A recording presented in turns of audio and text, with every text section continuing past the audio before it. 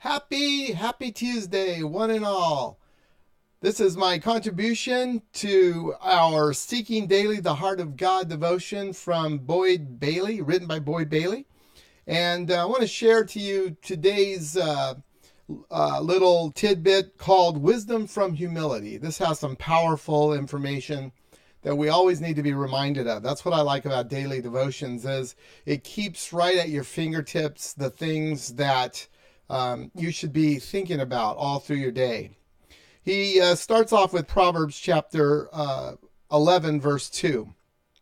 When pride comes, then comes disgrace, but with humility comes wisdom. Wisdom is packaged with humility. It is an intricate part of humility. Humility contains an enormous amount of valued content. Indeed, wisdom is one of its highly revered resources. If you want wisdom, you will appropriate humility into your heart. Humility delivers wisdom like a chauffeur delivers his client. Wisdom travels with humility. In some ways, wisdom takes a back seat to humility. The humble understands their need for the wisdom of God. There is not the pretense of a self-appointed guru who thinks he already knows everything. Humility is crystal clear in its need for Christ's thoughts to intersect its intelligence. Humility is smart enough to confess what it does not know.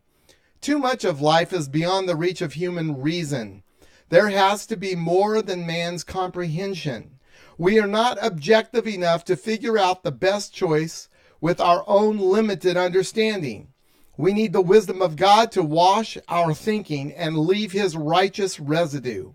Humility positions us to receive wisdom from God and others. It is a growth process. Jesus, it says of him, grew in wisdom in Luke 2:52. Pride pushes you out of position to receive wisdom. It is like a first baseman in baseball lining up in left field. He is out of position once the ball is hit. No one is on first base to receive the ball. Without humility, you are out of position to receive wisdom.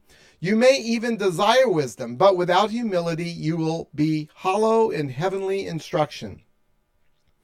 God rarely imparts his wisdom to a proud person because he knows he cannot be trusted.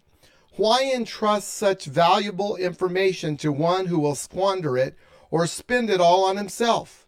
God knows the humble in heart will be a good steward of wisdom. Indeed, humility places in the heart a hunger for wisdom. It gives you an appetite for wisdom's morsels.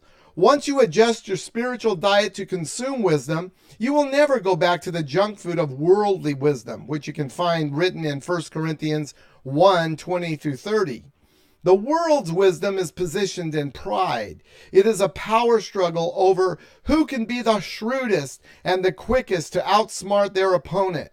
Everything is competition to the proud. It foolishly jockeys for position in its own power. Humility, on the other hand, is patient to wait on God. There is a depth of due diligence and determination that accompanies wisdom, born out of humble trust in God. Disgrace is the traveling partner of pride. Pride may get you what you want, but only with a wake of disgrace in its rearview mirror. Better to be humble and follow the ways of wisdom. Wisdom rests well. Wisdom gives grace. Wisdom gets results with no regrets. So, humbly invite in the gracious wisdom of God. Wow, what a wonderful word for today. Seeking wisdom. You know, I don't think anybody really has it. They don't have wisdom. But I think that if it has you, then you display it. It's like having the Holy Spirit. You may have the Holy Spirit, but my dad always used to say, does the Holy Spirit have you?